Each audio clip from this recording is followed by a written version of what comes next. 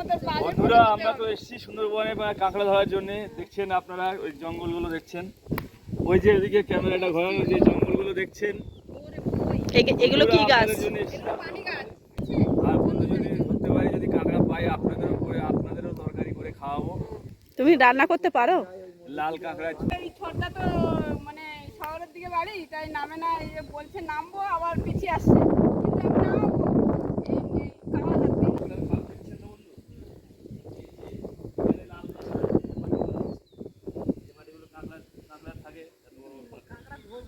গত 15 দিন আগে এখান থেকে বাঘ, এই জঙ্গল থেকে আপনারা দেখতে পাচ্ছেন এই পায়ে খাবার বাঘের খাবার। তাই ভাবছি ঢোকবো কি ঢোকবো না। তাই ভাবছি বন্ধুরা, এর মধ্যে কাঁকড়া বর্তমানে ভাগ নেই, তবু কাঁকড়া ধরার চেষ্টা চলছে।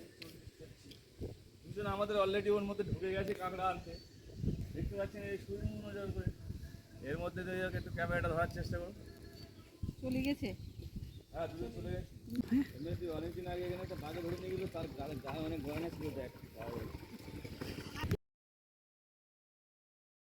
এই যে বন্ধুরা, আমাদের এই জঙ্গলের কেওড়া দেখুন, দেখে নিন। কে কে চেনেন কমেন্ট আমরা করবেন। টক বানাই, টক রান্না করি বাড়িতে, চাটনি বানাই, কিন্তু এ খুব উপকার।